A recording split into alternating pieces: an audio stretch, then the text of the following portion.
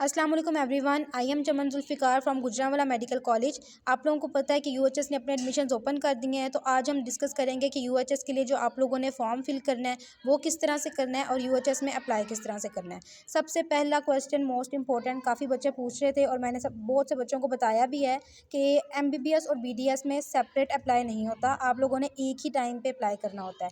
ये जब आप लोग यूएचएस की वेबसाइट ओपन करोगे तो सबसे पहले आप लोगों के पास इस तरह का फॉर्म अपीयर होगा। अब इसमें देखें, ये पार्ट 1 लिखा हुआ है ना उन्होंने, आगे देखें 2 ऑप्शंस हैं, एक एमबीबीएस की ऑप्शन है, एक बीडीएस की ऑप्शन है और इन दोनों के आगे बॉक्सेस बने हुए हैं। तो आप लोगों ने इन दोनों के ऊपर क्लिक करना है एट अ टाइम, ठीक है। बीडीएस के लिए सेपरेट अप्लाई नहीं होता, एक ही दफ़ा आप लोगों ने दोनों बॉक्सेस पे टिक करना है, एमबीबीएस और बीडीएस के भी। उसके बाद पार्ट 2 में आ जाती हैं category of seats. In category of seats में 6 ऑप्शंस हैं, ठीक है। जो ओपन मेरिट है सबसे पहले, इसमें वो वाले बच्चे अप्लाई करते हैं जो पंजाब के स्टूडेंट्स होते हैं, उन्होंने एमडी कैट दिया होता है और वो पंजाब में ही एडमिशन लेना चाहते हैं, ठीक है। तो जो से बच्चे पंजाब से बिलोंग करते हैं, उन्होंने यहाँ पे यूएचएस के अंडर जो कॉलेजेस आ रहे हैं इनमें एडमिशन लेना है मेरिट की बेस पे, तो उन्होंने फिर अप्लाई करना है, यहाँ पे टिक करना है ओपन मेरिट की सीट पे। फिर आ जाते हैं स्टूडेंट्स विद डिसएबिलिटीज़। डिसएबिलिटीज़ का होता है कि इसके लिए आप लोगों को पहले जो से स्टूडेंट डिसेबल हैं उनको हॉस्पिटल से अपना सर्टिफिकेट बनवाना पड़ेगा और फिर उसको वेरिफिकेशन के लिए इस फॉर्म के साथ अटैच करना पड़ेगा, अपलोड करना पड़ेगा और फिर उनका अप्लाई होगा इस तरह डिसेबिलिटीज़ वाली कैटेगरी में। उसके बाद आती हैं under developed districts. Under developed districts वो होते हैं जो पंजाब के डिस्ट्रिक्ट्स हैं लेकिन बैकवर्ड हैं फैसिलिटीज़ में या किसी और चीज़ में, तो फिर वहाँ के जो स्टूडेंट्स होते हैं वो इन अप्लाई करते हैं, इस बॉक्स से वो टिक करेंगे और उनका भी जो मेरिट होता है वो सेपरेट कैलकुलेट होता है, उनकी लिस्ट सेपरेट लगती है।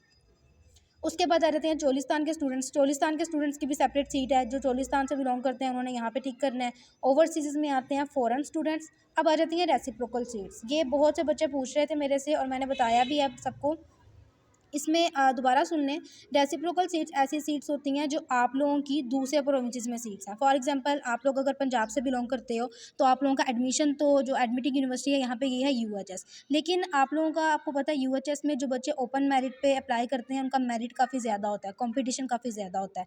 अब कुछ बच्चे जिनका मेरिट कुछ पॉइंट से रह रहा है, फॉर एग्जाम्पल अगर मेरिट क्लोज होता है 90.304 पे, फ़र्ज़ कर लें इतने पे मेरिट क्लोज होता है और कोई बच्चा उसका 90.12 इस तरह से मेरिट है, कुछ पॉइंट से डिफरेंस रह गया और वो यूएचएस के में एडमिशन नहीं ले पा रहा, तो फिर उसके लिए होता है कि वो रेसिप्रोकल सीट्स पे टिक कर दें। रेसिप्रोकल सीट्स ये होती हैं कि यूएचएस आप लोगों की जो एप्लीकेशन होगी एडमिशन फॉर्म की वो फॉरवर्ड कर देगी दूसरे प्रोविंसेस में।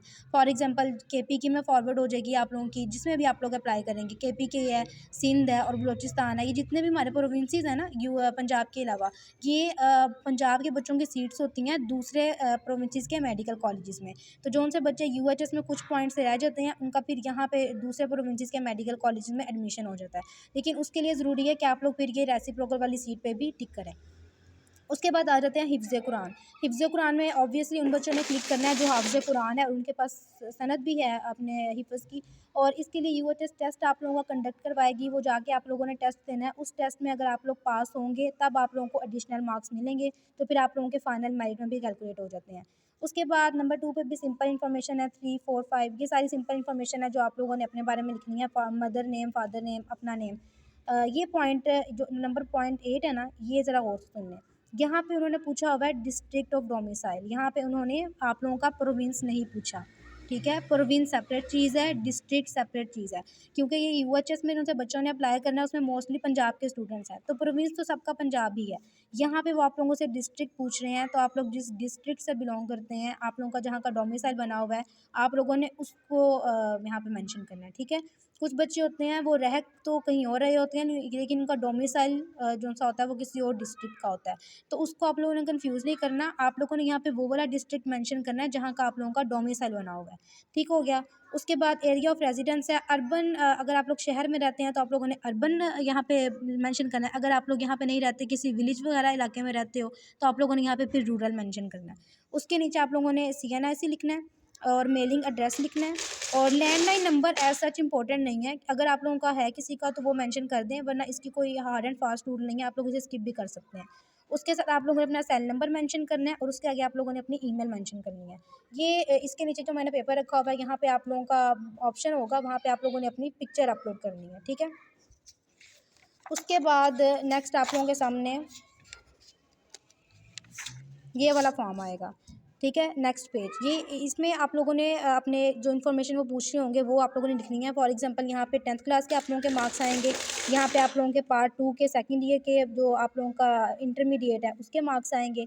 अब यहाँ पे उन्होंने आपसे सिर्फ साइंस सब्जेक्ट्स के मार्क्स पूछे हुए हैं, क्योंकि आप लोगों ने नोटिस देखा होगा जिन बच्चों की एफएससी लास्ट ईयर की है उनके सिर्फ साइंस सब्जेक्ट्स के मार्क्स उन्होंने कैलकुलेट करने हैं एग्रीगेट फार्मूला में। लास्ट ईयर तो सबके ही साइंस सब्जेक्ट्स के मार्क्स कैलकुलेट हुए थे, तो इस बार भी जिन बच्चों की 2021 की एफएससी है उनके ये वाले मार्क्स कैलकुलेट होने हैं साइंस सब्जेक्ट्स के, टोटल उनकी एफएससी के मार्क्स काउंट नहीं होने।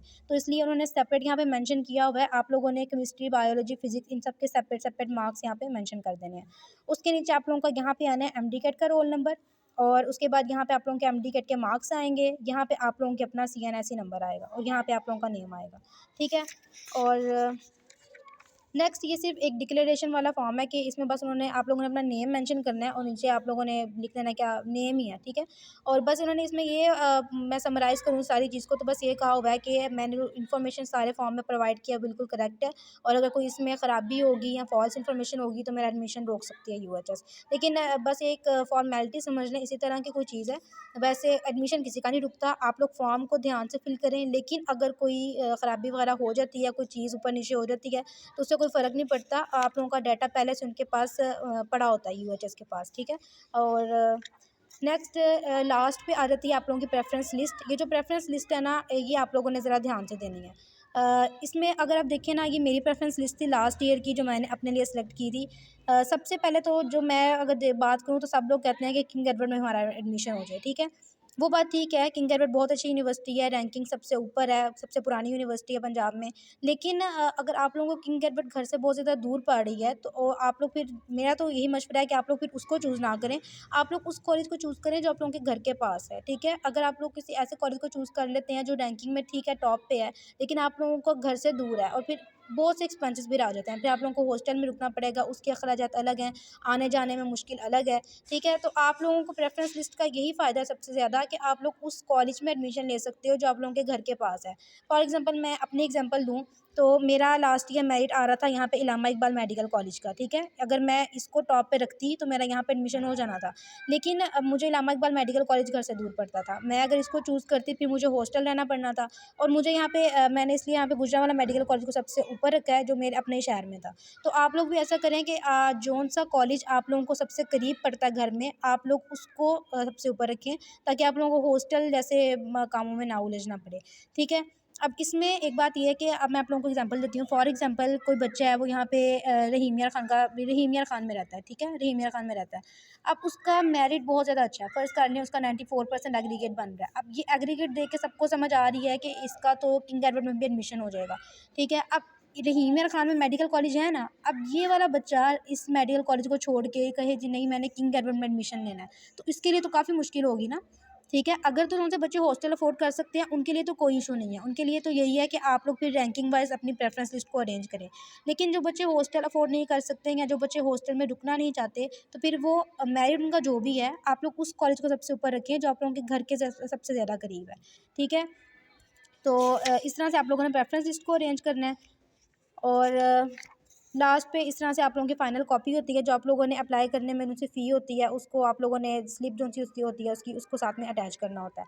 और एक बात मैं भूल गई यहाँ पे, जो यूएचएस के सारे कॉलेजेस हैं ना, इनकी फ़ी ऑलमोस्ट एक ही जितनी है। फॉर एग्जांपल पर ईयर 40,000 इसी के राउंड अबाउट होती है सबकी। लेकिन दो कॉलेजेस, ठीक है, एक नवाज शरीफ मेडिकल कॉलेज जो गुजरात में है और एक सरगोदा मेडिकल कॉलेज, इन दो कॉलेजेस की फ़ीस ज़्यादा है, ऑलमोस्ट 80,000 तक है इन लोगों की फ़ीस। ठीक है। इन दो कॉलेजेस की फ़ीस, तो अगर आप लोग इतनी ज़्यादा फ़ी अफोर्ड नहीं कर सकते तो आप लोग इन दो कॉलेजेस को भी अपनी प्रेफरेंस लिस्ट में नीचे रखें। जैसे ये देखिए मैंने रखा है ये नवाज शरीफ मेडिकल कॉलेज और ये साहिवाल मेडिकल कॉलेज। तो आप लोग ना जिनमें ये नवाज शरीफ मेडिकल कॉलेज की फ़ीस ज़्यादा है as compared to other colleges जो यूएचएस के अंदर आ रहे हैं, तो अगर आप लोग इतनी फ़ी अफोर्ड नहीं कर सकते तो आप लोग इसको भी अपनी प्रेफरेंस लिस्ट में नीचे रखें। ठीक है। तो इस तरह से आप लोगों ने प्रेफरेंस लिस्ट अरेंज करनी है और एंड पे आप लोगों ने ये अपनी जो बैंक की चालान कॉपी होगी उसको स्कैन करके अपलोड कर देना है। इस तरह से फॉर्म फिल करना है। अगर अभी भी किसी को कोई कन्फ्यूजन हो, प्रेफरेंस लिस्ट अरेंज करने में कोई मुश्किल हो रही हो, तो आप लोग कमेंट्स में पूछ सकते हैं। मैं सेपरेट वीडियो भी बना दूँगी प्रेफरेंस लिस्ट को अरेंज करने के बारे में। Thank you so much. अल्लाह हाफ़िज़।